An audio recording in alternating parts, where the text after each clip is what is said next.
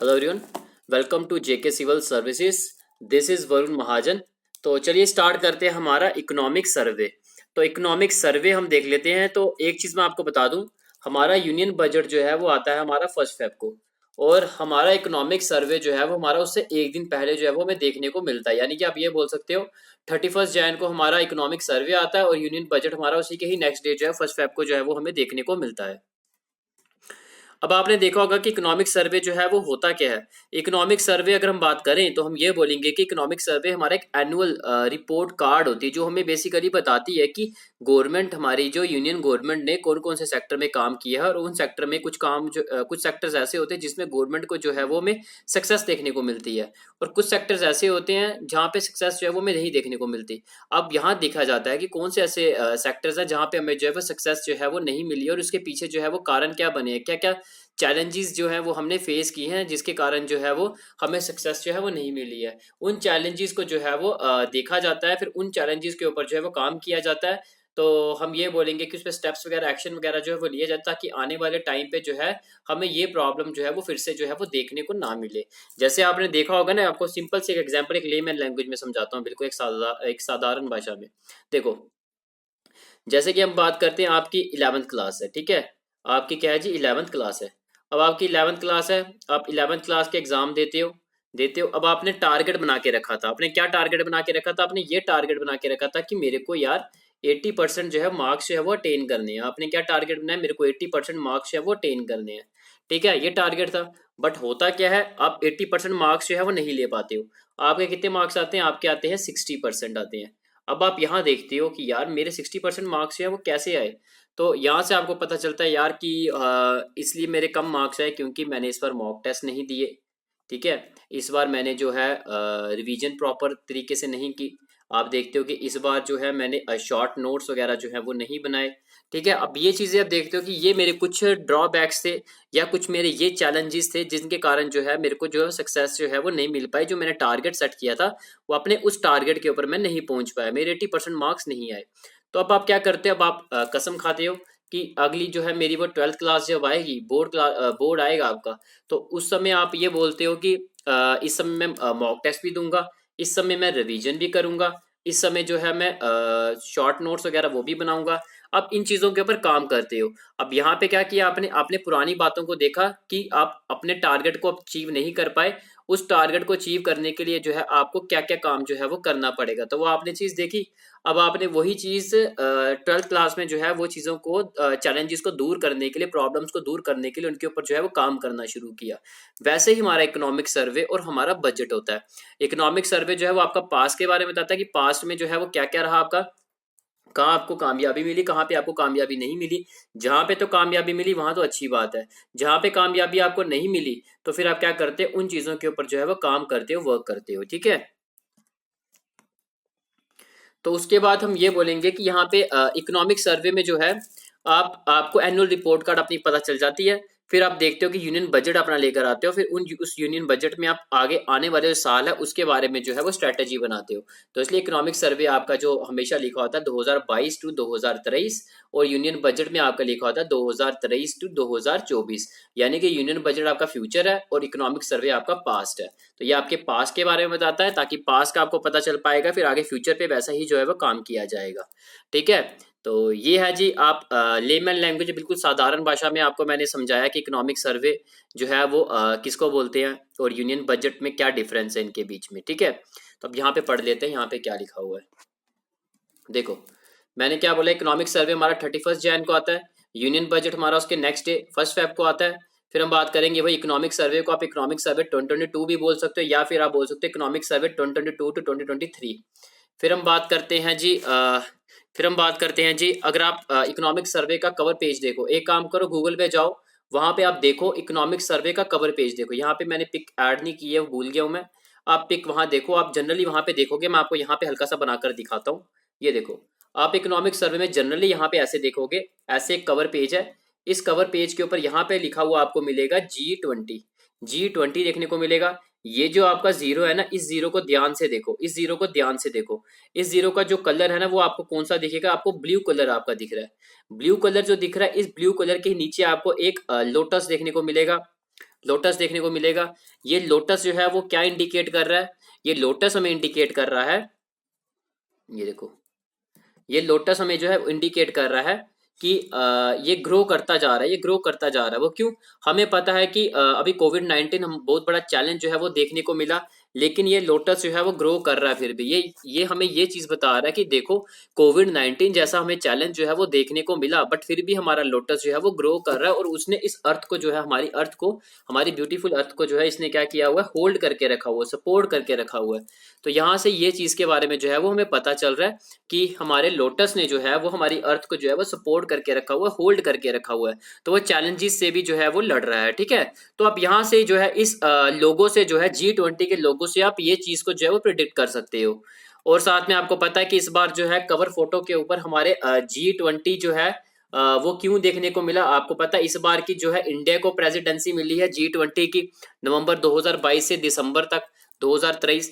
तो अब ये देख सकते हो कि हमें जो ये G20 की जो हमें प्रेसिडेंसी मिली है, तो इसलिए हमारे लिए इंपॉर्टेंट बन जाता है कि हमने इस बार जो हमारा कवर पेज है उसके ऊपर हमें G20 का जो लोगो है वो हमें देखने को मिला। ठीक है, आई थिंक आपको समझ आ गया होगा पूरा ये। ठीक है, तो अगर समझ आ गया तो क्या करो, लाइक करके मुझे बताओ कि आपको समझ आ गया है।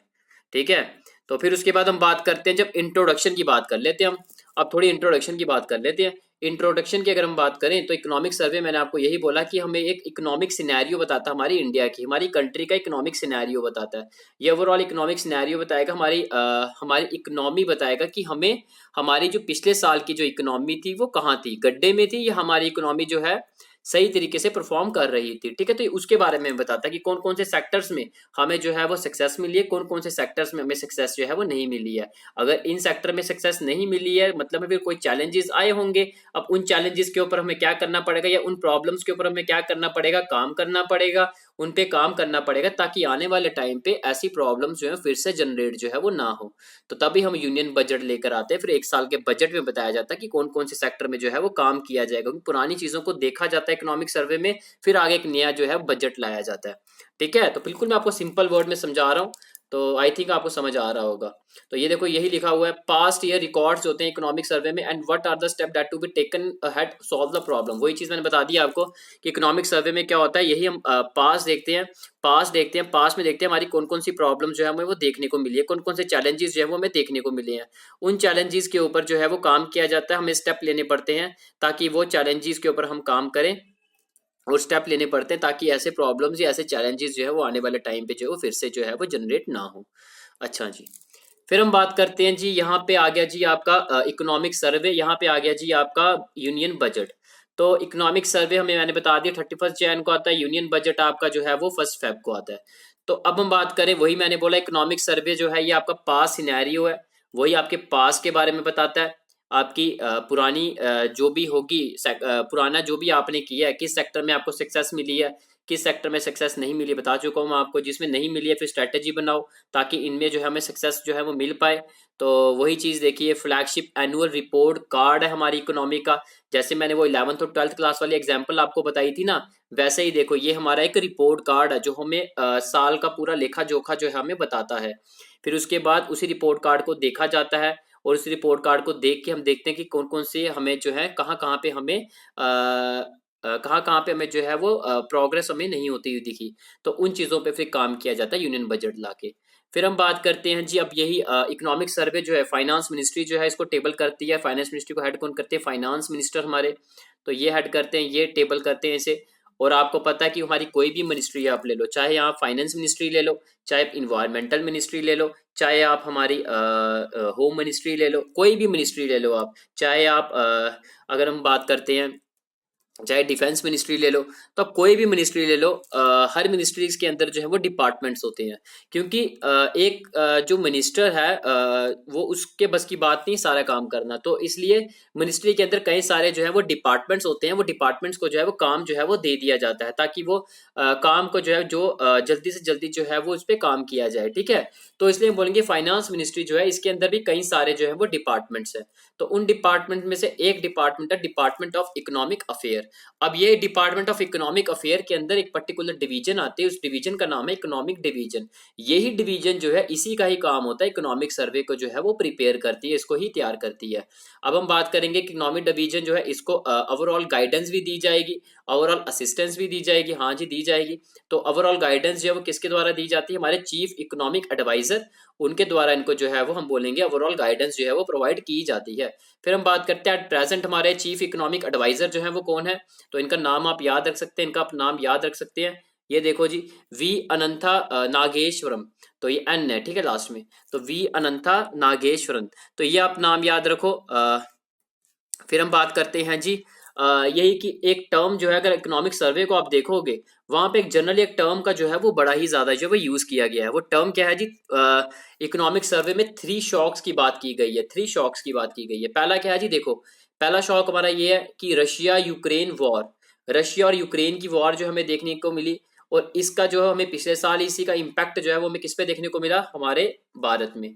तो इंडिया में इसका इम्पैक्ट जो है वो देखने को मिलता है। वो इम्पैक्ट कैसे देखने को मिलता है, वो पूरी आप देखोगे सप्लाई चेन जो है वो पूरी डिस्टर्ब हो जाती है। वो कैसे, देखो आपको थोड़ा मैं इसको डिटेल में समझाना चाहता हूँ, थोड़ा इकोनॉमी में मेरे को आपको लेके जाना पड़ेगा इसमें, ठीक है, थोड़ा ध्यान से समझना। ऐसे देखो, आपको एक चीज पता है कि जब भी कोई कंट्री जो है वो वॉर में इंडल्ज हो जाती है, वॉर में बिजी हो जाती है, तो वो क्या करेगी जी, वॉर में ही बिजी रहेगी। उसका जो मैन्युफैक्चरिंग की तरफ ध्यान है, उसका जो एक्सपोर्ट की तरफ ध्यान है, वो ध्यान जो है वो खत्म हो जाएगा, वो उतना ध्यान नहीं रहेगा, तो उसमें डिस्टर्बेंस जो है वो देखने को मिलेगी। क्योंकि आपको पता है कोई भी इंसान जो है, कोई भी इंसान जो है वो क्या कर सकता है, वो दो जगह जो है वो अपना कंसंट्रेशन जो है वो नहीं बना सकता। या तो इस तरफ उसकी कंसंट्रेशन रहेगी, इस तरफ नहीं रहेगी, या तो फिर वो इस तरफ कंसंट्रेशन अपनी बनाए रखेगा, इस तरफ जो है वो नहीं होगी। एक ही जगह जो है हर बंदे का जो है वो फोकस रहता है। तो यहाँ पे भी वही चीज है। अब रशिया यूक्रेन वॉर है, तो इनका फोकस जो है वो किस मतलब कहाँ पे रहेगा जी, वॉर के ऊपर। वॉर पे लोग बिजी हो जाएंगे, वॉर पे बिजी होंगे। जो इनका एक्सपोर्ट होगा, जो एक्सपोर्ट करते हैं, जैसे अगर मैं पर्टिकुलर बात करूँ इंडिया की, तो इंडिया में जो ये एक्सपोर्ट करते हैं, वो उतना एक्सपोर्ट जो है वो इंडिया में जो है वो नहीं हो पाएगा। जितनी सप्लाई जो है पहले हुआ करती थी इंडिया में, वो सप्लाई जो है वो इम्पैक्ट होगी, वो कम हो जाएगी। तो यहाँ पे सप्लाई और डिमांड का जो है वो मिसमैच देखने को मिलेगा। तो आपको पता है जब भी सप्लाई और डिमांड का मिसमैच जो है वो देखने को मिले, या तो मार्केट में हमें इन्फ्लेशन देखने को मिलती है, या तो मार्केट में हमें डिफ्लेशन देखने को मिलती है। अगर मैं बात करूँ कि प्राइस मार्केट में अगर सप्लाई मार्केट में जो है वो किसी भी कमोडिटी की जो है वो बढ़ जाती है, आप कोई भी कमोडिटी ले सकते हो। यहाँ पे अगर मैं बात करूँ फर्टिलाइजर की बात कर लूँ, या मैंगोज की बात कर लूँ, ठीक है, किसी भी आप कमोडिटी की बात करो, तो सपोज करो मैंगोज की बात करते हैं। अगर सपोज करो मार्केट में मैंगोज जो है उनकी सप्लाई जो है हमें बढ़ती हुई नजर आती है, बट डिमांड जो है, डिमांड उतनी मार्केट में नहीं है, वो हमारी कम है। और एक चीज याद रखना, जब भी हम ज्यादा बोलते हैं या जब भी हम कम बोलते हैं, वो हमेशा एक दूसरे के कंपैरिजन में बोलते हैं। यहाँ पे अगर जब मैं सप्लाई को बता रहा हूँ कि सप्लाई हमारी ज्यादा है, तो किसके कंपैरिजन में ज्यादा है, तो वही ज्यादा है हमारी किसके कंपैरिजन में, डिमांड, डिमांड के कंपैरिजन में। तो डिमांड उसकी उसके जो आगे है वो कम होगा। तो वही चीज मैंने बोली, अगर सपोज करो सप्लाई मैंगोज की मार्केट में कितनी हुई है, 100 मैंगोज मार्केट में है, बट 100 मैंगोज की डिमांड मार्केट में नहीं है।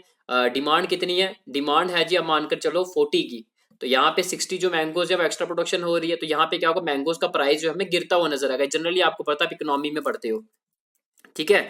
तो दूसरी साइड अगर हम बात करें, अगर मैंगोज की सप्लाई हमारी मार्केट में कम हो जाए, अब सपोज करो 100 के बजाय सप्लाई कितनी होगी हमारी, 60 सप्लाई हो जाती मैंगो की, बट डिमांड जो है हमें, डिमांड जो है हमारी, वो डिमांड हमें जो है वो एक्सीड होती हुई दिखती है। अब डिमांड जो है हमारी वो कितनी हो जाती है, यहाँ पे सप्लाई है 60, डिमांड होगी हमारी 70, मतलब कि 10 की एक्स्ट्रा डिमांड देखने को मिल रही है। तो अब ये मैंगोज जो है इसकी प्राइस हमें क्या देखने को मिलेगी, बढ़ती हुई नजर आएगी। मार्केट में इन्फ्लेशन देखने को मिलेगा, महंगाई देखने को मिलेगी मैंगोज के प्राइसेस में, ठीक है। तो ये मैंने आपको जनरली मैंगोज को एग्जांपल पे देके समझाया, बट आप ये किसी भी कमोडिटी को लेकर जो है वो आप कर सकते हो, ठीक है ना। तो यहाँ पे ये देखो, यहाँ पे मैं वही चीज को समझाने की पूरी कोशिश कर रहा हूँ आपको, कि यहाँ पे रशिया और यूक्रेन की जब वॉर हुई, तो ये लोग क्या हुआ, ये लोग बिजी हो गए अपने वॉर में ही। तो ऑब्वियस सी बात है, ये भी वॉर में बिजी हो गए, तो जो उनकी सप्लाई चेन थी, जो हम इंपोर्ट किया करती थी, हमारी कंट्री इंडिया कंट्री हमारी जो इंपोर्ट करती थी फूड, फ्यूल, फर्टिलाइजर, तो ऑब्वियस ही बात है डिमांड तो इनकी हमारे इंडिया में तो ज़्यादा है, बट यहाँ पे एक्सपोर्ट इन चीज़ों का जो है वो कम है वहाँ से रशिया यूक्रेन। तो यहाँ पे जब एक्सपोर्ट हमारा मतलब कि इनका जो एक्सपोर्ट जो है इनका जब कम हो जाएगा, हमारी डिमांड तो ज़्यादा है, तो क्या देखने को मिलेगा बताया मैंने आपको कि मैंगोज के एग्जाम्पल से, जब डिमांड हमारी ज़्यादा है बट एक्सपोर्ट जो है उतना ज़्यादा वहाँ से नहीं हो रहा है हमारे यहाँ पे, तो जिसके कारण क्या होगा, हमें प्राइस जो है वो बढ़ते हुए नजर आएंगे, इन्फ्लेशन देखने को मिलेगा इन चीज़ों के ऊपर। तो प्राइस हमारे हाइक हो गए, बढ़ गए इन चीज़ों के, ठीक है ना।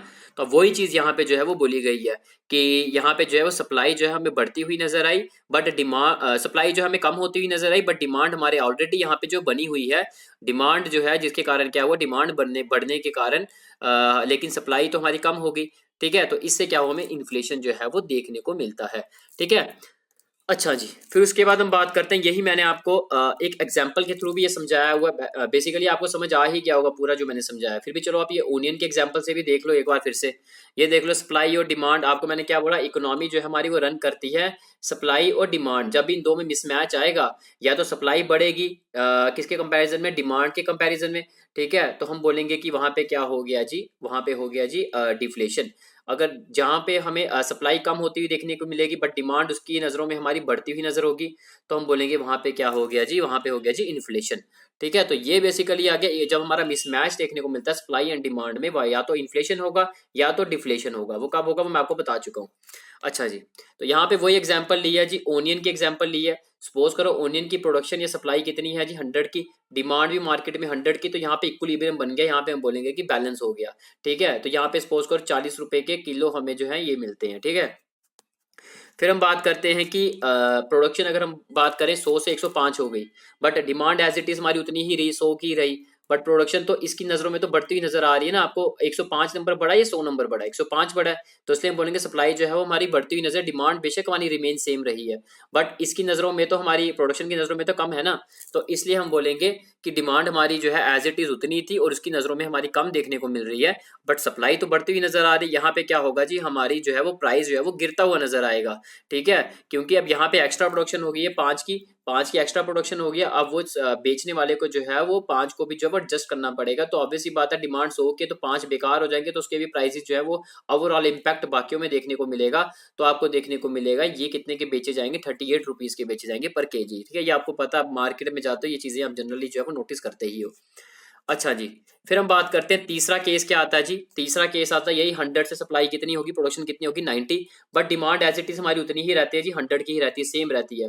तो यहाँ पे क्या हुआ, हमारी सप्लाई जो है वो कम कर दी गई, तो यहाँ पे सप्लाई जब कम है डिमांड ज्यादा है, तो कंज्यूम ये जो सप्लायर है उसको पता चल जाएगा कि डिमांड मार्केट में इस चीज की जो है वो ज्यादा है, तो इस चीज का वो मोनोपोली उठाएगा, इस चीज का वो फायदा उठाएगा, वो सप्लायर अपनी मोनोपोली दिखाते हुए वो प्राइस को जो है वो बढ़ाने की कोशिश करेगा, उसको पता है डिमांड बढ़ी हुई है मार्केट में, ऑलरेडी लोग जो है वो लेंगे ही लेंगे इस चीज को, क्योंकि इसकी मार्केट में डिमांड ज्यादा देखने को मिल रही है, ठीक है। तो वो क्या करेगा, इस चीज का मोनोपोली उठाएगा, तो मोनोपोली उठाते हुए वो क्या करेगा, इस चीज को बेचेगा, जो 40 को बेचना था वो बेचेगा 42 रुपए पर केजी। तो आप ये देख सकते हो, यहाँ से आइडिया आपको मिल सकता है, ठीक है। तो ये मैंने आपको डिटेल में समझा दिया, इससे हमारा इकोनॉमी का भी इन्फ्लेशन जो वाला टॉपिक है वो कवर हो जाता है। अभी मैं इन्फ्लेशन का आपका एक चार्ट है, ग्राफ है, उसके थ्रू मैं आपको बड़ा अच्छे से समझाऊंगा इन्फ्लेशन डिफ्लेशन, ठीक है। वो आगे बने रहना, आपको वो बड़ा अच्छे से समझ आएगा। अच्छा, फिर हम बात करते हैं जी, नेक्स्ट देख लेते हैं, ये तो आ गया जी आपका पहला शॉक जो हमें देखने को मिला, जो इकोनॉमिक सर्वे जो है वो बात करता है रशिया और यूक्रेन की वॉर, जिसमें ये लोग बिजी हो गए वॉर में, और इसका इम्पैक्ट जो है वो सप्लाई चेन के ऊपर देखने को मिलता है, और उसके कारण हमारे इंडिया में यही फूड फ्यूल फर्टिलाइजर का जो है प्राइस जो है वो हमें बढ़ता हुआ नजर आता है। तो ये हो गया जी पहला शॉक। दूसरा शॉक है इकोनॉमिक स्ट्रेस देखने को मिला हमारे साउथ एशियन जो हमारे नेशंस है, जैसे पाकिस्तान हो गया, श्रीलंका हो गया, तो इनके ऊपर इम्पैक्ट हुआ। तो ऑब्वियस ही बात है, जब पड़ोसी मुल्क पे होगा कुछ तो उसका हमें इफेक्ट जो इंडिया में भी देखने को मिलेगा, ठीक है ना। तो वही चीज हुई, अब इसका इम्पैक्ट हमें इंडिया में देखने को मिला। तो उसके बाद जैसे देखो ना, अब आपके पड़ोसी में आग लगी होगी, तो उसकी चिंगारियां तो आपके घर में भी तो आएंगी ना, तो वही हिसाब हुआ। तो आप यही मानकर चल सकते हो कि पाकिस्तान श्रीलंका में हुआ, तो ऑब्वियस ही बात है इसका इम्पैक्ट जो है वो इंडिया में भी देखने को आएगा।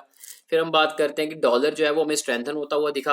अब डॉलर जो है स्ट्रेंथन होगा, डॉलर के जो है वो हमारा उसमें डॉलर जो है हमारा वो स्ट्रांग होता हुआ दिखेगा, बट रुपी हमारा डेप्रिशिएट होगा इनकी इसकी कंपैरिजन में, डॉलर की कंपैरिजन में, ठीक है।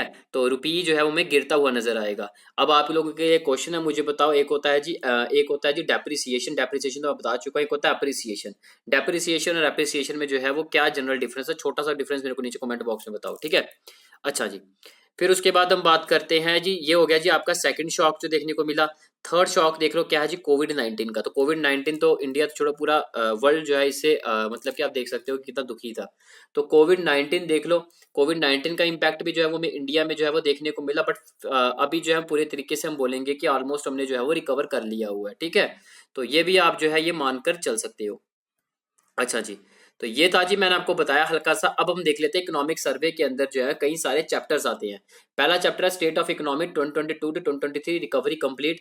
दूसरा चैप्टर है इसके अंदर ही हमारा India's medium term growth outlook with optimism and hope. तीसरा चैप्टर है फिजिकल डेवलपमेंट रेवेन्यू। ऐसे करके कई सारे चैप्टर्स हैं इसके अंदर। उन चैप्टर्स को हम डिटेल में डिस्कस तो नहीं करेंगे, हमने सिर्फ यहाँ पे हाईलाइट्स देखना है। 1 घंटे में पूरा इकोनॉमिक सर्वे को जो आपके इंपॉर्टेंट एग्जाम के पॉइंट ऑफ व्यू से वो हमने लेकर चलना है। तो हम यहाँ पे जो है इंपॉर्टेंट चीजों को ही जो है वो देखते हुए चलेंगे। तो यहाँ पे हम बात करते हैं जी, यहाँ पे हम बात करते हैं जी, पहला हम चैप्टर की बात करते हैं। पहला चैप्टर क्या बोलता है, state of economic 2022 recovery complete. तो इसकी अगर हम बात करें तो यहाँ पे ये क्या बात करता है, यहाँ पे यही बात करता है कि हमें इकोनॉमी जो है हमें हम ये बोलेंगे कि इकोनॉमी जो हमारी ग्रो होती हुई दिखी है। तो हम भी बोलेंगे कि पहले हमारी इकोनॉमी जो है वो हमारी ग्रो नहीं थी, वो मतलब डाउन साइड जा रही थी। अब हम ये बोलेंगे 2023 में आते आते हमारी इकोनॉमी जो है वो ग्रो कर चुकी है और पूरे तरीके से हम रिकवर कर चुके हुए हैं, ठीक है। तो ये हमारे इस चैप्टर में जो है वो बताया गया। और ये भी बताया गया कि इंडिया की इकोनॉमी जो है 2022-23 में हमारी कितनी रही, जीडीपी हमारी 7% की रही है। तो और एस्टिमेशन भी लगाया गया कि आने वाला जो टाइम है हमारा 2023-24 का, यानी कि फिजिकल ईयर 24, तो इसमें भी ये चीज बोली गई है।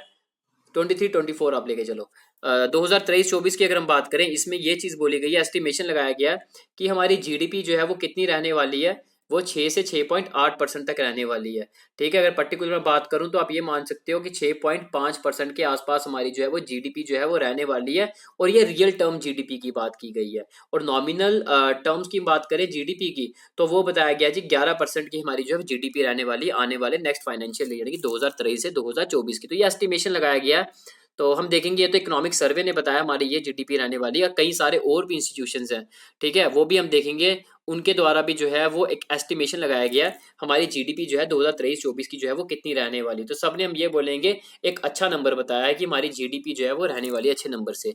ये सिर्फ इकोनॉमिक सर्वे नहीं बताया, बाकी भी कई सारी हमारी एजेंसीज या इंस्टीट्यूशन है जिनके द्वारा जो है ये बताया गया है। वो आगे हम देखेंगे, आगे आएगा वो।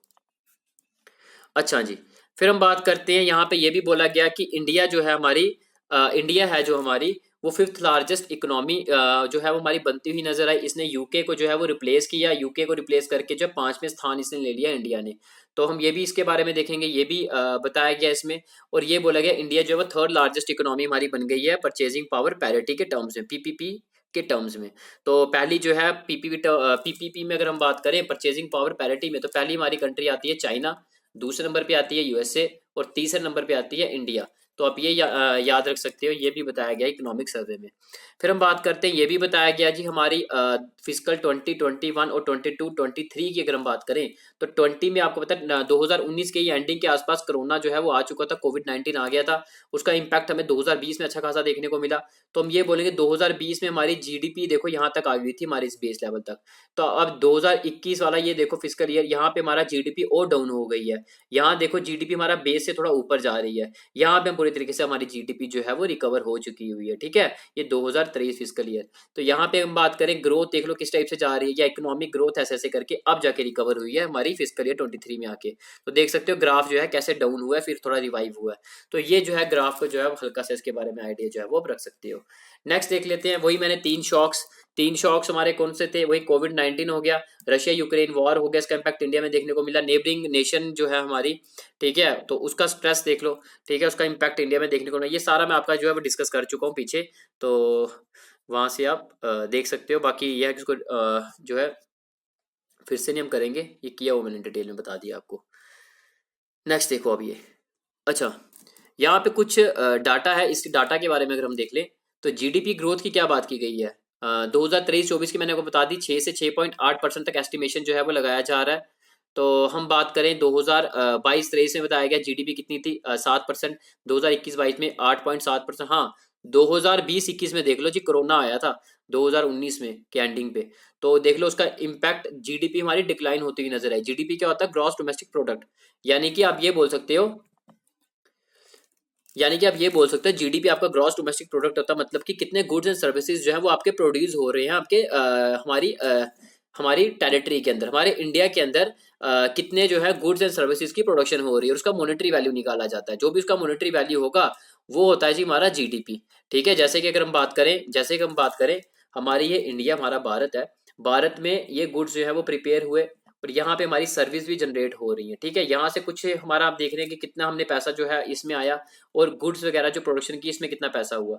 तो हम बोलेंगे कि इसका जो मॉनेटरी वैल्यू निकाली जाती है प्लस करके, वो जो मॉनेटरी वैल्यू होती है उसी को ही हम बोलते हैं जीडीपी। जो हमारी डोमेस्टिक टेरिटरी, हमारी जो पूरा इंडिया है, भारत है, उस भारत के अंदर हमारा कितनी गुड्स की प्रोडक्शन हो रही है और कितनी सर्विसेज हमारी जनरेट हो रही है, उसका जो है मॉनेटरी वैल्यू दोनों का प्लस किया जाता है, वो निकाला जाता है, वो होती है जी हमारी जीडीपी। तो यहाँ पे वही चीज बोली गई है कि जीडीपी हमारा माइनस में देखने को मिला 6.6%। तो ये आप हल्का सा इसका आइडिया रखो। आप फिजिकल डेफिसिट के कुछ नंबर्स वगैरह दिए हैं वो भी देख सकते हो। 2022-23 का फिजिकल डेफिसिट 6.4% ऑफ जीडीपी, ये 6.7% of GDP, 9.2% of GDP, 4.7% of GDP. 2020-21 देख लो हमारा फिजिकल डेफिसिट जो है वो कितना हो चुका होता, वो तो होगा ही, क्योंकि सब कुछ जो है लॉकडाउन पड़ा हुआ है। लॉकडाउन है तो लोग कमाएंगे नहीं, कमाएंगे नहीं तो टैक्स गवर्नमेंट की तरफ नहीं आएगा, गवर्नमेंट का खर्चा ज्यादा होगा। तो ऑब्वियस ही बात है, ये है जी हमारी गवर्नमेंट, गवर्नमेंट खर्चा कर रही है ज्यादा, पैसा बाहर को जा रहा है ज्यादा। ठीक है, ज्यादा पैसा बाहर को जा रहा है बट आ रहा है कम। तो आएगा कम, जा रहा ज्यादा, आएगा कम, तो क्या होगा? तो वही चीज है ना कि जेब से पैसा ज्यादा जाएगा, बचेगा कम, तो हम बोलेंगे कि क्या होगा, वो हमें आपको पता ही है। ठीक है, तो उसी के कारण हम बोलेंगे कि फिजिकल डेफिसिट जो है वो हमें ज्यादा देखने को मिला 9.2% का। तो आप ये हल्का सा इसके बारे में जो है वो आइडिया रख सकते हो। अच्छा जी, अब ये आता है जी आपका सबसे बड़ा इंपॉर्टेंट, इन्फ्लेशन की बात कर लेते हैं। इन्फ्लेशन की बात कर लेते हैं, ये थोड़ा मैं डिटेल में लेकर चलूंगा आपका। तो इन्फ्लेशन की अगर मैं बात करूं, यहाँ पे एक होता है जी आपका सीपीआई, एक होता है आपका WPI, wholesale price index, consumer price index. तो ये होलसेल वगैरह जो प्राइसेस होते हैं, होलसेल जो मंडी होती है वहाँ पे जो महंगाई देखी जाती है उसके बेसिस में मेजर की जाती है। और ये जो हो गया जी आपका जो हम रिटेल हो गया, कंज्यूमर, जनरली हम इसी को लेकर चलते हैं, सीपीआई को ही लेकर चलते हैं। और आपको पता है मॉनेटरी पॉलिसी कमेटी जो है वो इन्फ्लेशन को जो सेट करने की बात करती है, तो वो बेंचमार्क इसी को ही, सीपीआई को ही बनाती है। मॉनेटरी पॉलिसी कमेटी जो है वो ये बोलती है कि हमारी महंगाई जो है वो कितनी होनी चाहिए, सीपीआई प्लस माइनस 2% होनी चाहिए। अब सीपीआई आपका क्या है, वो 4%, 4% प्लस 2 करो कितना आता है 6%, 4% में माइनस 2 करो आता है 2%। इसका मतलब ये हुआ कि 2 से 6% के आसपास ही आपके बीच में ही जो है वो इन्फ्लेशन जो है वो होनी चाहिए, 2 से कम नहीं होनी चाहिए, 6% से ऊपर नहीं होनी चाहिए। वो आगे देखेंगे हम। अभी उसके हम बात करते हैं, ये देखो जी सीपीआई की हम बात करें तो हम ये बोलेंगे 2019-20 में कितनी इन्फ्लेशन, 4.8। डाटा ये आप खुद भी पढ़ सकते हो। ठीक है, ये आपको बताने की जरूरत नहीं। ये देखो 6.8% है 2022-23। 2021-22 में आपकी इन्फ्लेशन कितनी थी हमारी, 5.5। ठीक है, ये आप देख सकते हो। अच्छा, फिर हम बात करें एग्रीकल्चर लाइट एक्टिविटीज की बात करें, तो हमें जो है इसमें भी ग्रोथ रेट जो है वो हमें जो है हम बात करेंगे, ये देखने को मिलता है। देखो 2022-23 में कितना, 3.5%। ये 3% हमारी हुई है, 3.3%। ठीक है, ये आप डाटा वगैरह जो है वो आप देख सकते हो। अच्छा, फिर हम बात करते हैं जी, अब हम बात करते हैं, हाँ, मेरा आपको मेन मोटिव समझाने का है इन्फ्लेशन। इन्फ्लेशन जो हमने यहाँ पढ़ी, अब यहाँ पे समझ लेते हैं इसके बारे में। तो मैंने आपको क्या बोला, सीपीआई क्या होता है जी, हमारा कंज्यूमर प्राइस इंडेक्स। तो आपको पता है हमारी मॉनेटरी पॉलिसी कमेटी जो होती है, ठीक है, उसका काम क्या होता है जी, वो बताती है कि इन्फ्लेशन जो है मार्केट में जो है वो कितना बना रहना चाहिए।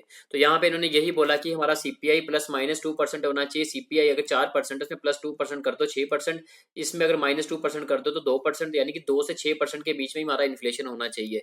यानी कि इसका मतलब ये हुआ, इन्फ्लेशन आपका 2 से नीचे नहीं होना चाहिए और 6 से ऊपर जो है वो आपका नहीं होना चाहिए। 2 से 6 के बीच में इन्फ्लेशन होना चाहिए। 2% होगा चलेगा, 3% होगा चलेगा, 4% चलेगा, 5% चलेगा, 6% चलेगा, 7% नहीं चलेगा, 1% नहीं चलेगा। ठीक है, तो ये बेसिकली जो है वो बोला गया, क्योंकि अगर 2 से नीचे चला जाएगा तो वो डिफ्लेशन वाली कंडीशन जनरेट हो जाएगी। अगर 6% से ऊपर चला जाता है तो फिर हमारी वही गैलोपिंग इन्फ्लेशन, हाइपर इन्फ्लेशन, वो वाली कंडीशन जो है वो जनरेट होती हुई हमें नजर आएगी। तो अभी वो देखते हैं हम। ये देखो ग्राफ देखो, लेकिन ग्राफ को, ये वाले ग्राफ को समझने से पहले मैं आपको ये वाला ग्राफ समझा देता हूँ, बड़ा इंपॉर्टेंट है, इसको ध्यान से समझना। ये आप समझोगे ना, आप ये मान के चलो, आपका इकोनॉमिक्स में एक टॉपिक आता है इन्फ्लेशन। तो इन्फ्लेशन डिफ्लेशन जो सारा टॉपिक आपका जो है वो कवर हो जाएगा इसी ग्राफ से। ठीक है, ये मैंने आपका एक्स्ट्रा लेके लिया हुआ है। तो देखो यहाँ पे हम बात करते हैं कि ये देखो जी आपका ये ग्राफ है। ये वाला आपने जनरली वो 10th क्लास में पढ़ते हो ना, आप ये कोऑर्डिनेट ज्योमेट्री वगैरह करते हो, है ना, तो उसमें आप जनरली इस टाइप का ग्राफ वगैरह जो बनाते हो, तो यहाँ पे आप क्या लेते हो, जीरो लेते हो ना। तो मैंने वही चीज की, यहाँ पे मैंने 0% लिया है, इसको 0% लिया। फिर आप मान सकते हो, अगर मैं ओनियन की बात करूं, यहाँ पे मैं ओनियन की बात करूं, तो ओनियन की बात करके मैं यहाँ पे दे सकता हूँ कि ओनियन जो है वो कितने के मार्केट में बिक रहे हैं, 100 रुपए के बिक रहे हैं। ठीक है, 100 रुपए के बिक रहे हैं। तो अब हम यहाँ पे ये देखेंगे हमें इन्फ्लेशन कितनी रखनी है, 2 से 6% तक हमें जो है वो इन्फ्लेशन रखनी है, इतनी रखनी जो हमें बोला गया है, ठीक है, मॉनेटरी पॉलिसी कमेटी में। तो यहाँ पे यही है कि मैंने क्या बोला, ये 100 जो है इसको मैंने क्या बनाया, ओरिजिन। तो ये 100 है, मतलब क्या हुआ, ये 0% हुआ। तो अब 0% ये हुआ जी हमारा 3%, ये हुआ जी हमारा 10%, ये हुआ जी हमारा 50%, ठीक है। तो अब ये जो हमारा 0 से 3% तक होती है ना, इसको हम बोलते हैं क्रीपिंग इन्फ्लेशन, ठीक है। फिर 3 से जो हमारी 10% तक होती है इसको हम बोलते हैं वॉकिंग इन्फ्लेशन। फिर 10 से जो हमारी 50% तक होती है इसको बोलते हैं गैलोपिंग इन्फ्लेशन। और 50% से हमारी ऊपर जो होती है उसको बोलते हैं हम हाइपर इन्फ्लेशन। यानी कि अगर 3% की मैं बात करूं, जो चीज 100 रुपए की यहाँ बिक रही है तो वो 3% कितना होगा, 103, एक ये होगा 110, ये होगा 150। यानी कि कोई चीज 150 से ऊपर चल जाए वो हाइपर इन्फ्लेशन हो जाती है। तो हाइपर इन्फ्लेशन जो है किसी भी कंट्री में जो है वो नहीं आनी चाहिए। अगर ये आ जाए तो सोचो कि उस कंट्री की जो है इकोनॉमी जो है वर्स्ट हो चुकी हुई है। ये ऐसी कंडीशन जो है वो जनरेट हुई थी जर्मनी में, जिम्बाब्वे में। जर्मनी में 1920s में और जिम्बाब्वे में 2000 में। उसमें क्या होता है कि करेंसी की वैल्यू इतनी ज्यादा डिक्लाइन हो चुकी थी, बिल्कुल गिर गई थी करेंसी की वैल्यू, ठीक है। आप ये मान सकते हो कि उस टाइम पे अगर प्याज खरीदना होगा ना, तो आप ये मान सकते हो 1 लाख रुपए आपके पास होना चाहिए, तब जाके आपको 1 kg जो है वो आपको प्याज मिलेगा। तो आप ये देख सकते हो। तो मतलब कि इतनी ज़्यादा जो है वो उसकी बुरी हालत हो गई थी इकोनॉमी की। तो अब ये देख लो कि करेंसी बिल्कुल ही तबाह हो चुकी थी, वर्स्ट हो गई थी। तभी कंट्री में कभी भी जो है वो इन्फ्लेशन आना चाहिए, लेकिन कौन सा इन्फ्लेशन होना चाहिए, कंट्रोल्ड इन्फ्लेशन होना चाहिए। अनकंट्रोल्ड इन्फ्लेशन नहीं होना चाहिए। अगर अनकंट्रोल्ड इन्फ्लेशन होगा तो ऐसी कंडीशन जो है वो हमें देखने को मिल सकती है जो जर्मनी और जिम्बाब्वे में देखने को मिली, ठीक है। तो अब यहाँ पे वही चीज़ बोली है, देखो नाम से ही आपको समझ आता है। ये क्या बोला मैंने, क्रीपिंग इन्फ्लेशन। 0 से 3% तक होगी क्रीपिंग इन्फ्लेशन, 3 से 10% तक आपकी होगी वॉकिंग इन्फ्लेशन, 10 से 50% तक होगी गैलोपिंग इन्फ्लेशन, 50% से ऊपर होगी आपकी हाइपर इन्फ्लेशन। अब देखो टर्म से क्या पता चलता है, देखो क्रीपिंग का मतलब क्या होता है, बच्चा जब बच्चे की स्टेजेस होती हैं। बच्चा जब चलना शुरू करता है, पहले वो कैसे चलता है, पहले वैसे क्रीपिंग करता है, ऐसे रेंगता रेंगता हुआ जाता है, ऐसे ऐसे करके जाता है। तो हमारी इकोनॉमी भी जो है वो भी ऐसे करके ही चलेगी, ऐसे रेंगते रेंगते चलेगी। तो हमें तो कोई इंपैक्ट नहीं पड़ेगा इसका, ठीक है, चलने दो इन्फ्लेशन को, महंगाई को चलने दो। ये हमारी महंगाई कैसे चल रही है, बिल्कुल एक रेंगते रेंगते चल रही है, ठीक है। जैसे बच्चा चलता है ना, ऐसे रेंगता रेंगता हुआ चलता है, तो हमारी महंगाई जो है वो भी ऐसे रेंगते रेंगते हुए चलती है। जब रेंगते रेंगते महंगाई चलेगी तो उस चीज को हम वेलकम करते हैं, उसका कोई चक्कर नहीं। लेकिन दूसरी स्टेज क्या बात कब आती है बच्चे की, जब उसने क्रीपिंग कर दी। अब एक स्टेज वो आती है बच्चे की जब वो वॉक करना शुरू करता है। जब वॉक करता है तो उसके स्टेप कैसे होंगे, ऐसे ऐसे ऐसे ऐसे ऐसे। अब ऐसे ऐसे बच्चा चल रहा है तो हमारी जो महंगाई है वो भी कैसे चलेगी, ऐसे ऐसे ऐसे ऐसे ऐसे, ठीक है। तो अब देखो ये स्टेप फिर थोड़ा बड़ा हम बोलेंगे, यहाँ पे हम बोलेंगे कि अब जो है महंगाई जो है वो थोड़ी अपनी रफ्तार जो है पकड़ चुकी है, इन्फ्लेशन जो है अपनी रफ्तार जो है वो पकड़ चुकी हुई है। तो हमें अपने पहले से स्टेप्स वगैरह जो है वो ले लेने चाहिए, नहीं तो वो कंडीशन ना आ जाए जो हमारी जिम्बाब्वे जर्मनी वाली कंडीशन बन गई, ठीक है। अब आता है जी तीसरी आती है गैलोपिंग इन्फ्लेशन। गैलोपिंग क्या, अब बच्चा जो है और थोड़ा बड़ा हो गया है, अब बच्चा चलना कैसे शुरू कर रहा है, अब उसके ये स्टेप हो रहे हैं बच्चे के, ये स्टेप हो रहे हैं, ये स्टेप हो रहे हैं, ये स्टेप हो रहे हैं। महंगाई जो है इन्फ्लेशन वो भी ऐसे स्टेप लेगी, ऐसे स्टेप लेगी, ऐसे स्टेप लेगी, ऐसे स्टेप लेगी। तो देखो कितना बड़ा बड़ा स्टेप लिया है इन्फ्लेशन महंगाई ने भी। तो अब यहाँ पे क्या हुआ जी, ये इन्फ्लेशन बहुत ज्यादा है, इस पे भी हमें स्टेप लेना पड़ेगा, हमें पहले से ही एक्शन लेना पड़ेगा। फिर एक कंडीशन आती है कौन सी, हाइपर इन्फ्लेशन। उसमें बच्चे के स्टेप जब बड़े बड़े होने शुरू हो गए, अब बच्चा थोड़ा बड़ा हो गया, बड़ी स्टेज आ गई है, तो ऐसे अब इन महंगाई भी जो है उसके भी स्टेप जो है वो ऐसे होंगे। तो आप देख सकते हो ये कितने महंगाई जो जंप कितना लंबा लंबा जंप मार रही है, ठीक है। तो अब यही चीज है, मैंने वही बोला हमारी इन्फ्लेशन जो है वो कितनी होनी चाहिए, हमारी 2 से 6% तक होनी चाहिए। 2 से 6% आप ये बोल सकते हो, दो आपका सपोज करो यहाँ पे है और 6 है जी आपका यहाँ पे, ये इसके बीच में इन्फ्लेशन जो है वो आपकी होनी चाहिए, ठीक है। तो आप ये मान सकते हो अगर 2 से नीचे आएगी, अगर 2 से नीचे आएगी तो फिर वो क्या हो जाएगा जी, यहाँ से नीचे नीचे जाएगा, मतलब महंगाई बिल्कुल कम हो रही है। जो बेचने वाला होगा वो क्या करेगा, वो जब चीजों को बेचेगा वो अपने जेब से डाल के जो है वो चीजों को बेचेगा। तो ऑब्वियस सी बात है, जब वो अपने जेब से डाल के चीजों को बेचेगा तो क्या होगा, वो एक टाइम वो आएगा, वो क्या करेगा, अपने मुलाजमों को जो है वो उनको निकालना शुरू कर देगा, ठीक है। तो उनको जब वो निकालना शुरू कर देगा, उससे क्या आएगा, अनइम्प्लॉयमेंट जनरेट हो जाएगी। तभी हम बोलते हैं डिफ्लेशन जो है वो मार्केट में नहीं आना चाहिए। डिफ्लेशन आएगा तो उससे क्या होता है, अनइम्प्लॉयमेंट आती है, ठीक है। हाँ इन्फ्लेशन होना चाहिए, थोड़ा बहुत इन्फ्लेशन कंट्रोल्ड होना चाहिए। कंट्रोल्ड इन्फ्लेशन इसलिए होना चाहिए क्योंकि अगर कंट्रोल्ड इन्फ्लेशन मार्केट में होगा तो जो सप्लायर है, जो बेचने वाला, प्रोडक्शन करने वाला है, उसको एक इंसेंटिव मिलेगा कि हाँ भाई थोड़ा बहुत मार्केट में जो है वो रेट जो है वो बना हुआ है। अगर उसको थोड़ा बहुत प्राइस मिलेगा ही नहीं, थोड़ी महंगाई होगी ही नहीं, वो चीज़ों को बेचेगा, उसको इंसेंटिव ही नहीं मिलेगा चीज़ों को बनाने का और बेचने का। इसलिए मार्केट में इन्फ्लेशन होनी चाहिए, बट कंट्रोल्ड इन्फ्लेशन हो जाएगी, क्योंकि कंट्रोल्ड इन्फ्लेशन से भी हमारी इंप्लॉयमेंट जो है वो जनरेट होती है। ठीक है। जब मार्केट में थोड़ी चीजें जो है वो महंगी होगी तो ऑब्वियसली बात है सप्लायर जो है चीजों को ज्यादा बनाएगा, क्योंकि उसको प्रॉफिट थोड़ा ज्यादा मिल रहा है मार्केट में चीजों को बेचने से।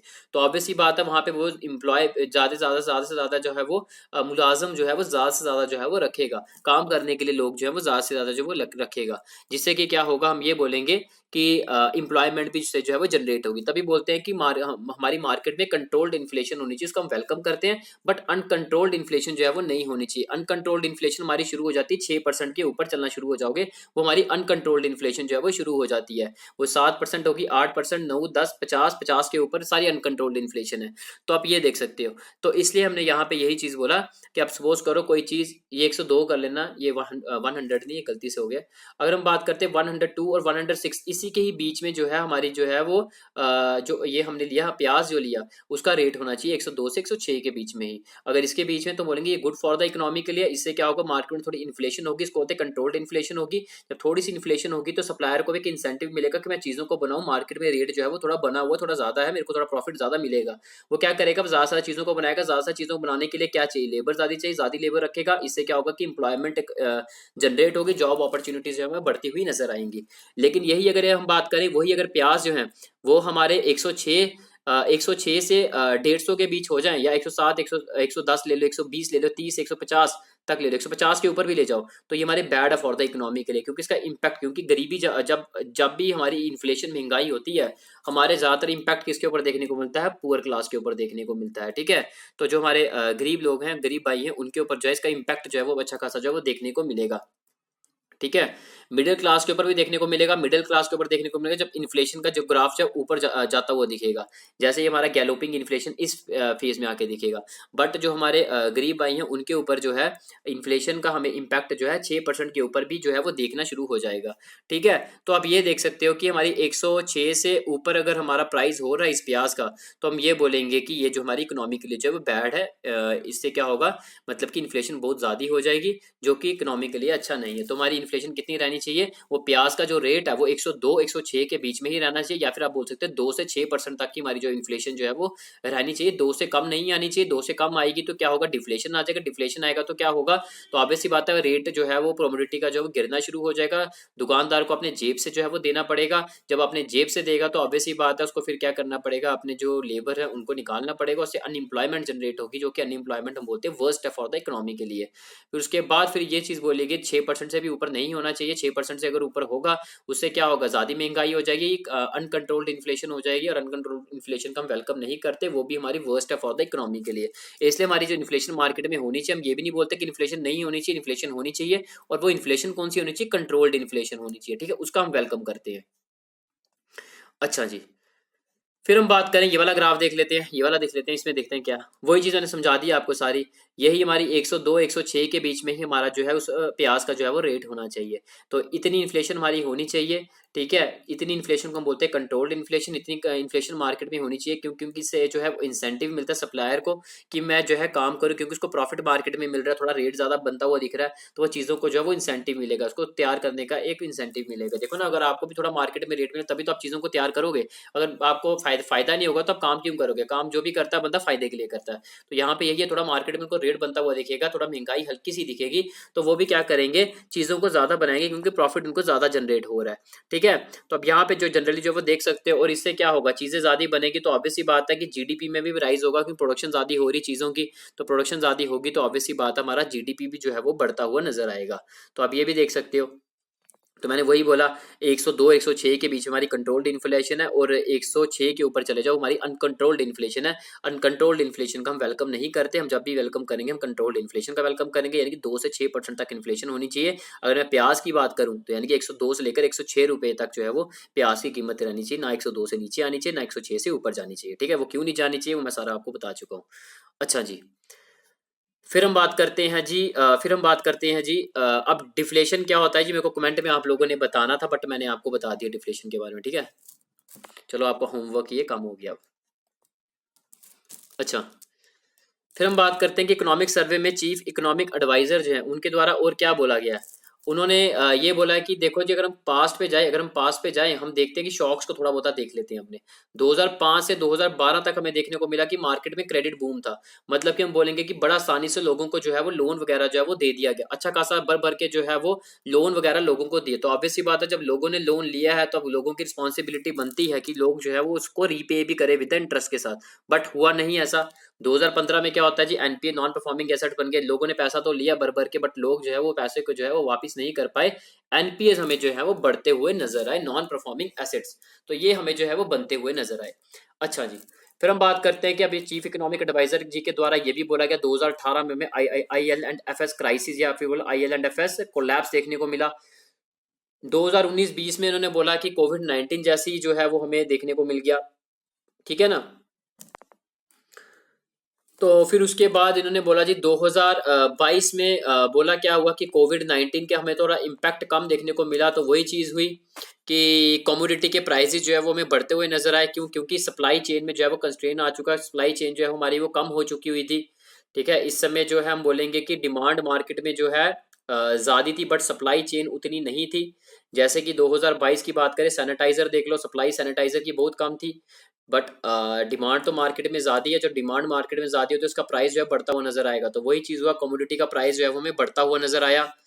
तो फिर उसके बाद हम बात करते हैं जी, ये तो हो गया जी आपका, ये चीफ इकोनॉमिक एडवाइजर जी ने इसके बारे में जो है बताया। फिर हम बात करते हैं फाइनेंशियल इंक्लूजन के बारे में भी बताया कि हमने क्या क्या जो है पास्ट टाइम पे किया 2015 से लेकर 2022 तक। तो पिछले साल मोदी गवर्नमेंट जो रही पूरी, 2015 से 2022 तक जो है वो क्या क्या काम किया गया। मतलब फाइनेंशियल इंक्लूजन करवाया जी हमने। फाइनेंशियल इंक्लूजन में हम बात करें, प्रधानमंत्री जनधन योजना। प्रधानमंत्री जनधन योजना किसकी बात करती है? फाइनेंशियल इंक्लूजन की बात करती है। हम ये है कि इसमें लोगों के जो है वो बैंक के खाते वगैरह जो है, अकाउंट्स वगैरह जो है वो खुलाए जाएंगे, ताकि लोगों के पास जो है एक बैंक में जो है वो पैसों को डिपॉजिट करें, वहां से पैसे को निकालें, ताकि मार्केट में जो है पैसा जो है बना रहना चाहिए। तो यहाँ पे हम बात करते हैं प्रधानमंत्री जनधन योजना जो है वो फाइनेंशियल इंक्लूजन की बात करता है। क्योंकि हमें पता है अर्बन एरियाज में तो बैंक खुल जाते हैं, बट रूरल एरियाज में बैंकिंग जो है वो नहीं होती इतनी वहाँ पे, क्योंकि बैंक्स को जो है इंसेंटिव नहीं मिलता। कभी भी बैंक्स जब भी काम करेंगे वो अपने प्रॉफिट मोटिव के लिए काम करते हैं। ठीक है, आप भी कोई काम करते हो अपने प्रॉफिट के लिए करते हो ना, वैसे ही देखो बैंक्स भी जब काम करेंगे तो प्रॉफिट के लिए करेंगे। उनको प्रॉफिट ज्यादा कहाँ पे दिख रहा है? अर्बन एरियाज में। रूरल एरियाज में उतना उनको बेनिफिट जो है वो नहीं देखता, तभी वहाँ पे जो है वो नहीं जाते।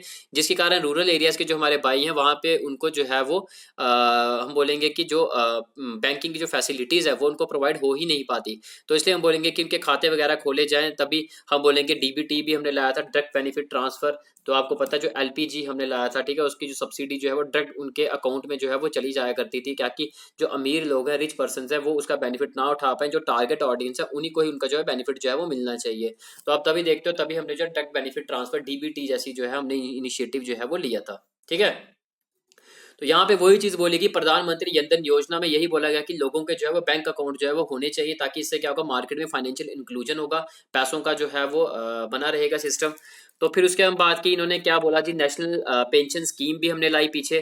फिर उसके बाद इन्होंने ये बोला जी, बैंकिंग रिफॉर्म्स हमने लाए। हमने बैंक्स की कई सारे जो है मर्ज कर दिया। मर्ज में क्या होता है जी, एक बैंक ये है जी, एक बैंक ये है, इसको मर्ज कर दो। अब जैसे आप करते हो ना कि फाइल होती है आपकी ऑडियो फाइल, एक फाइल आपकी ये है, दूसरी फाइल आपकी ये है, आपकी ये सेपरेट फाइल है, ये आपकी सेपरेट फाइल है। इनको आप कंबाइन कर देते हो, एक फाइल बना देते हो। वैसे ही हो गया जी, बैंक्स जो हैं, दो बैंक्स जो हैं उनको जो है मर्ज कर दिया गया।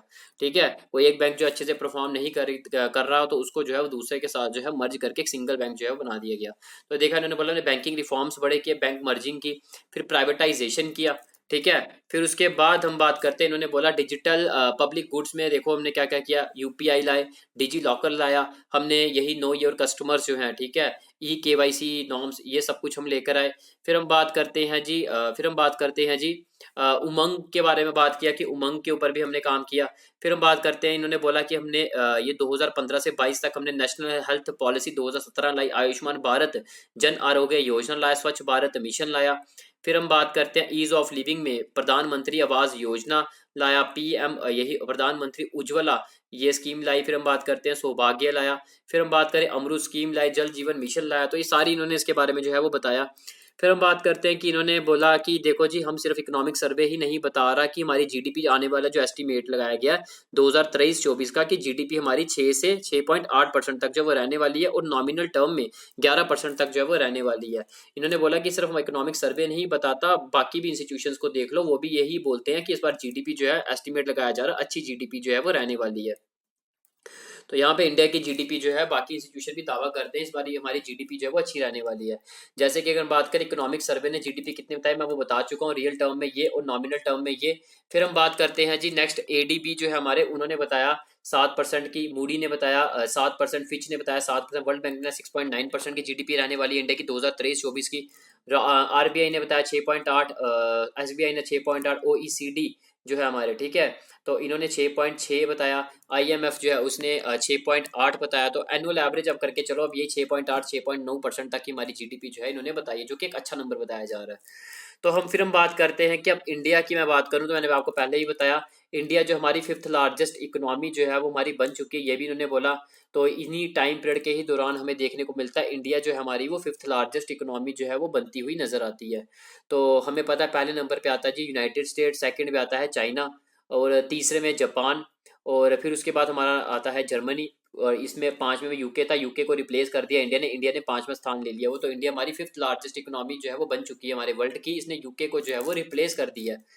अच्छा जी, फिर हम बात करते हैं कि फिर हम बात करते हैं यही फिर हम बात करते हैं यही परचेजिंग पावर पैरिटी की, अगर हम बात करें पीपीपी की, तो in term of PPP India जो है, हम बात करें इंडिया जो हमारी 3rd लार्जेस्ट इकोनॉमी बनती हुई नजर आई। पहले पे जो है वो चाइना, दूसरे पे यूएसए, तीसरे पे जो है वो इंडिया।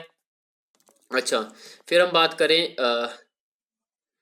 फिर हम बात करें कि यहाँ पे ये भी बात की गई कि इकोनॉमिक सर्वे 2023 जो है हमारा, ठीक है, यानी कि 2022-23 वाला इकोनॉमिक सर्वे, उसमें ये भी बोला गया कि हमने क्रेडिट ग्रोथ जो है वो देखने को मिली, एमएसएमईज को लोन वगैरह जो है वो दिया गया 30.5% का, जनवरी से लेकर नवंबर 2022 तक।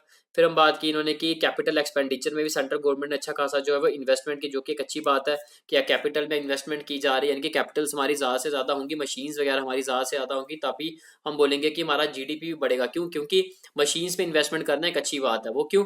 क्योंकि मशीन्स पे आप इन्वेस्टमेंट करोगे, वन टाइम आपने मशीन ली है, उसी मशीन का जो है वो बार बार यूज किया जाएगा, और उसी मशीन से जो है वो प्रोडक्ट्स को जो है वो प्रोड्यूस किया जाएगा, ज़्यादा से ज़्यादा प्रोडक्ट्स वगैरह जो है बनाए जाएंगे, मैन्युफैक्चरिंग ज़्यादा से ज़्यादा वो की जाएंगी। तो हम बोलेंगे कि इससे क्या जीडीपी हमारा बढ़ता हुआ नजर आता है, जो कि एक अच्छी बात है। कैपिटल में इन्वेस्टमेंट करना एक अच्छी बात होती है। तो सेंट्रल गवर्नमेंट ने जो है कैपिटल पे एक्सपेंडिचर किया कितना, 63.4% का। तो आप ये देख सकते हो कि क्योंकि कैपिटल पे एक्सपेंडिचर कर रहे हो, ये एक आपका एसेट बन रहा है।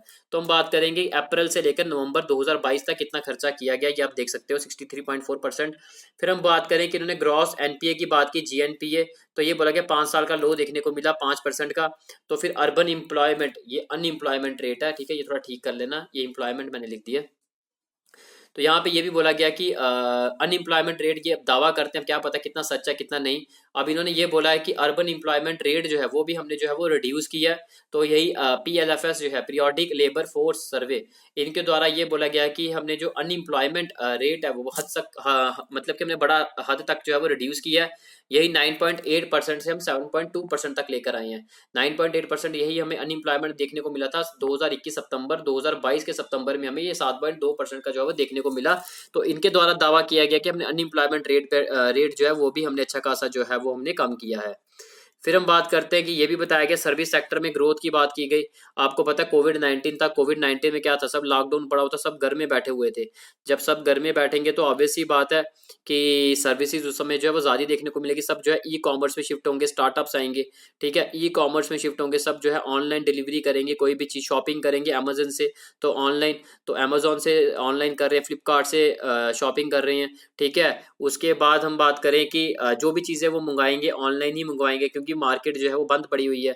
तो अब उससे क्या हुआ, हमारा सर्विसेज जो है बड़ा, डॉक्टर्स को दिखाना है ऑनलाइन दिखाया जाएगा, तो डॉक्टर की जो है वो भी क्या सर्विसेज में ही आता है। तो अब वो भी सब कुछ हम बात करें कि हमारा जो है वो सर्विस सेक्टर जो है हमें ग्रो करता हुआ दिखा। तो वही चीज़ बोली गई 2022-23 में सर्विस सेक्टर, या फिर हम बोलें कि हमें ग्रोथ होती दिखती कितनी, 9.1% की। तो यहाँ पे वही बोला गया 2022-23 में 9.1% की हमें ग्रोथ देखने को मिली। तो अगर हम बात करें यहाँ पे नेगेटिव देखने को मिलता है जी हमें 2020-21 में, वो पता है कोविड-19 लॉकडाउन पूरा पड़ा हुआ है, तो यहाँ पे कोविड-19 लॉकडाउन के कारण हमें जो है वो नेगेटिव जो है वो सर्विस में जो है वो देखने को मिली। यहाँ पे पूरी तरीके से जो है वो रिस्ट्रिक्शन वगैरह जो है वो लगाई गई थी, क्योंकि घर से किसी को बाहर नहीं जाने दिया जा रहा था। ठीक है, आप देखते हो कि उस समय डिलीवरी भी जो है हाथ नहीं लगाने दिया जाता था कि जो है वो डिलीवरी वगैरह जो भी होंगी चीज़ों की, तो वो भी जो ऑनलाइन डिलीवर आप करते हो वो कुछ भी जो है उसको हाथ वगैरह जो है वो नहीं, उस पर बड़ी ज़्यादा रिस्ट्रिक्शन थी, आपको पता होगा उस टाइम पे। तो लेकिन फिर इस चीज़ को हमने थोड़ा लिबरल किया, थोड़ा हम बोलेंगे कि अब जो है अब ज़्यादातर लोग पूरी तरीके से जो है वो ऑनलाइन शिफ्ट हो चुके हुए हैं। ठीक है, यहाँ से ऑनलाइन की शुरुआत हुई थी, बट यहाँ पे पूरी तरीके से हमने नहीं लाया था, क्योंकि उस समय जो है यही था कि इस चीज़ को हमने रिस्ट्रिक्शन बड़ी ज़्यादा लगाई थी कि आप किसी भी चीज़ों को जो है वो हाथ वगैरह जो है वो नहीं लगाओगे, ठीक है, सैनिटाइजर का यूज़ करोगे। तो बड़ा ज़्यादा रिस्ट्रिक्शन थी, आप लोग जानते हो। ठीक है, तो उस समय जो है हम बोलेंगे कि नेगेटिव में सर्विसेज देखने को मिली हमें। तो फिर यही सर्विसेज हमें थोड़ी जो है फिर लोग पूरी तरीके से शिफ्ट हो चुके थे ऑनलाइन में ही एक मोड में, तो तब से हमें सर्विसेज जो है वो बढ़ता हुआ सेक्टर में देखने को मिला। अब आज के टाइम पे लोग जो है पूरे तरीके से जो है वो ऑनलाइन ही जो है वो शिफ्ट हो चुके हैं, तभी हमें 2022-23 में 9.1% की जो है वो सर्विसेज जो है वो देखने को मिल रही है।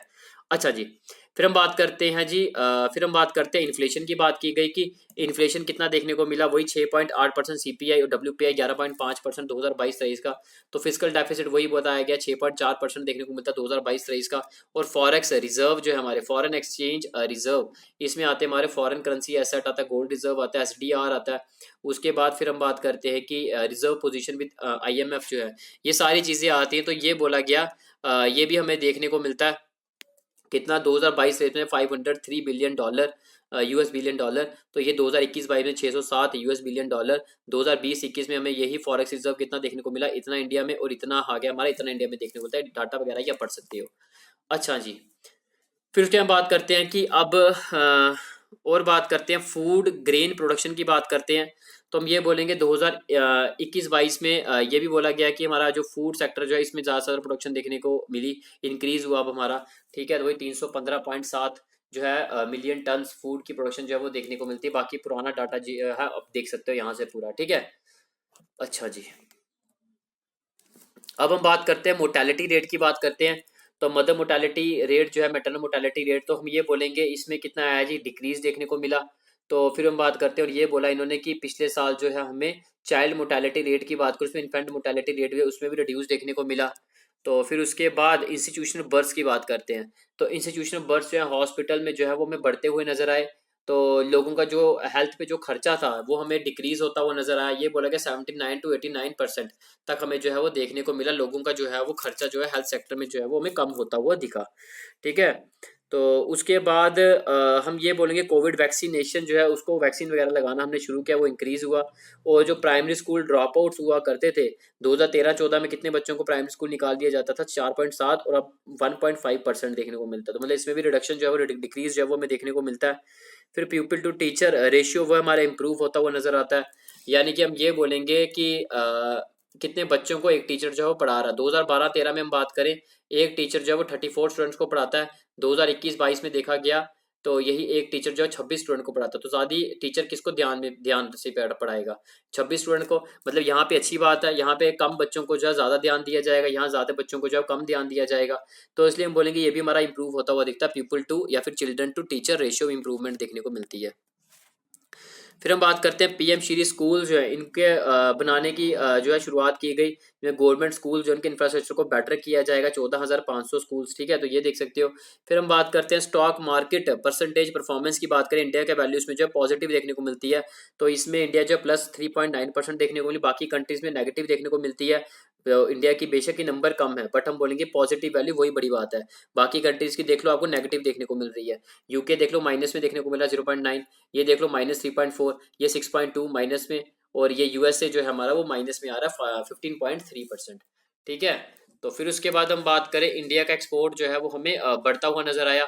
तो हम ये बोलेंगे कि अप्रैल से दिसंबर 2022 तक जो हमारा एक्सपोर्ट था, और अप्रैल से लेकर दिसंबर 2021 तक, तो हम बोलेंगे 16% का हमें इंक्रीज होता हुआ देखने को मिलता है एक्सपोर्ट।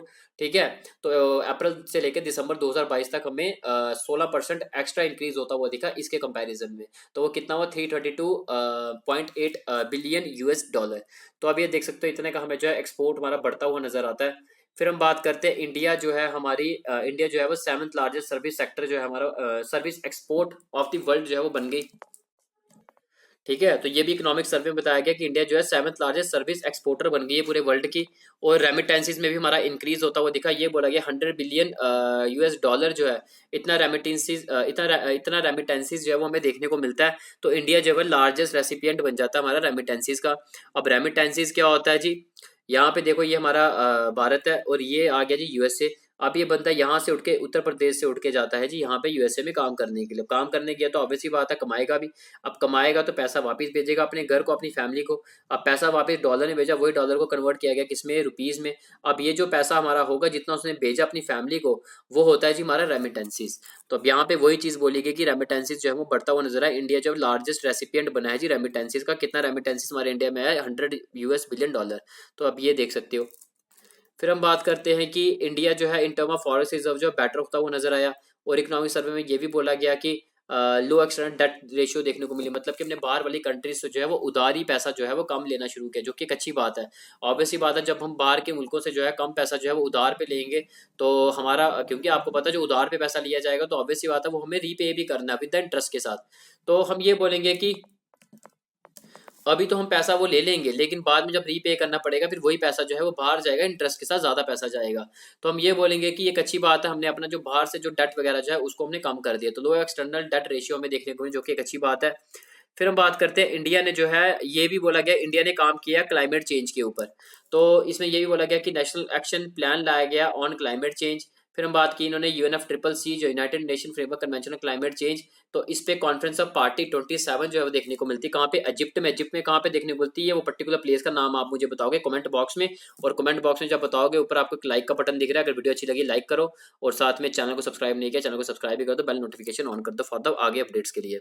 अच्छा, फिर हम बात करते हैं आपको रिन्यूएबल एनर्जी प्रोजेक्ट्स की। अगर हम बात करें तो रिन्यूएबल एनर्जी प्रोजेक्ट्स की अगर हम बात करते हैं तो उसमें भी हमने काम किया, जैसे सेमीकंडक्टर जो है उनकी मैन्युफैक्चरिंग वगैरह की। फिर एक सोलर पीवी मॉड्यूल्स वगैरह जो है हमने बनाए, इस पे भी काम किया, तो ये भी आप देख सकते हो। फिर उसके बाद नेशनल ग्रीन हाइड्रोजन मिशन के बारे में बात की गई, ये भी हमने जो है वो लाया इसी टाइम पीरियड में पिछले साल। तो हम बोलेंगे सॉवरेन ग्रीन बॉन्ड इशू किए। अब ये सॉवरेन ग्रीन बॉन्ड्स क्या होते हैं, ये ऐसे बॉन्ड्स होते हैं जिन बॉन्ड को इशू किया जाता है और उन बॉन्ड्स को जो है वो लोग जो है वो खरीदते हैं। जब खरीदेंगे उसका पैसा देंगे, वो पैसा जो है वो गवर्नमेंट के पास आता है, फिर वही गवर्नमेंट उस पैसे का वो यूज करती है ग्रीन प्रोजेक्ट्स में। ठीक है, जो कि ग्रीन प्रोजेक्ट्स होते हैं हमारे, क्लीन प्रोजेक्ट्स होते हैं जिसका क्लाइमेट के ऊपर इंपैक्ट जो हमें नहीं देखने को मिलता, जो कि साफ सुथरे आप बोल सकते हैं प्रोजेक्ट्स होते हैं जिसका इंपैक्ट हमें क्लाइमेट पे देखने को नहीं मिलता। तो वो होते हैं जी हमारे ग्रीन प्रोजेक्ट्स। तो यहाँ से जो बॉन्ड इशू करके जो पैसा जनरेट होता है उस पैसे का यूज उन्हीं प्रोजेक्ट्स पे किया जाता है, क्लीन प्रोजेक्ट्स या फिर बोला ग्रीन प्रोजेक्ट्स में। फिर हम बात करते हैं कि यहाँ पे ये भी बताया गया कि कॉर्पोरेशन टैक्स जो है उसमें रिडक्शन देखने को मिलती है 2019 में। रैशनलाइज किया हमने थोड़ा बहुत टैक्स वगैरह जो है कॉर्पोरेशन टैक्स। फिर PLI स्कीम की बात की, वो भी हमारे प्रोडक्शन लिंक्ड इंसेंटिव स्कीम। फिर बोला गया कि हमने यही ब्राउन फील्ड प्रोजेक्ट्स जो हैं वो प्राइवेट प्लेयर्स को दिए, ताकि वो ब्राउन फील्ड प्रोजेक्ट्स वो होते हैं जो प्रोजेक्ट जो है वो रुक गए हैं, उन पे अभी जो है वो काम करना अभी बाकी है। तो वो प्राइवेट प्लेयर्स को दे दिया जाता है कि आप इन प्रोजेक्ट्स के ऊपर जो है वो काम करवाओ। तो वो उनको डेवलप करते हैं, बट वो ओनरशिप गवर्नमेंट के पास ही होती है, गवर्नमेंट ही उसका ओनर होता है।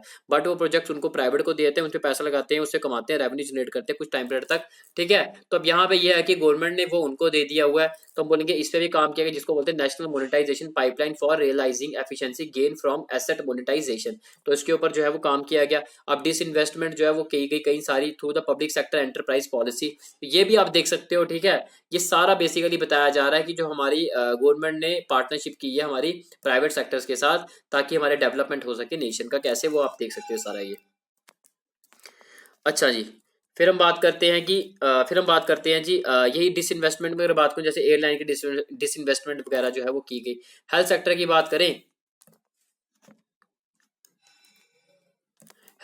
बात करें, तो यहाँ पे बोला गया 2018 में Ayushman Bharat health and wellness centre लाए, आयुष्मान भारत प्रधानमंत्री जन आरोग्य योजना लाया, पोषण अभियान लाया, अनीमिया मुक्त भारत स्ट्रैटेजी, जिसमें अनीमिया के जो केसेस है वो पूरी तरीके से हमें जो है वो खत्म करने हैं। ठीक है, तो फिर हम बात करते हैं 2017 में नेशनल हेल्थ पॉलिसी लाई, 2019-20 में बोला ई संजीवनी OPD लाया। फिर 2021 में बताया गया कोविड-19 की वैक्सीनेशन प्रोग्राम लाया गया। फिर आयुष्मान भारत डिजिटल मिशन लाया 2022 में, यही प्रधानमंत्री टीबी मुक्त भारत अभियान, जिसमें हमने की टीबी को पूरी तरीके से एलिमिनेट करना है, खत्म करना आने वाले 2025 तक, ये हमारा टारगेट है। फिर हम बात करते हैं कि national tele mental health programme लाया टेली मानस। तो ये था जी पूरा आपका इकोनॉमिक सर्वे का हाईलाइट। मैंने पूरी कोशिश की आपकी पूरे 1 घंटे में जो है वो कवर किया है। आई थिंक आपको समझ आया होगा, अच्छा लगा। अगर अच्छा लगा तो वीडियो को लाइक कर दो, ठीक है। और बाकी जो है, जो मैंने आपसे पूछे क्वेश्चन, नीचे मुझे कमेंट बॉक्स में बताओ। बाकी थैंक्स फॉर योर पेशेंस। तो वही, सीखने की कोई उम्र नहीं होती, ठीक है, कभी भी सीखा जा सकता है। तो इसलिए सीखो और ग्रो करो, ठीक है। तो keep learning and keep growing. Thank you.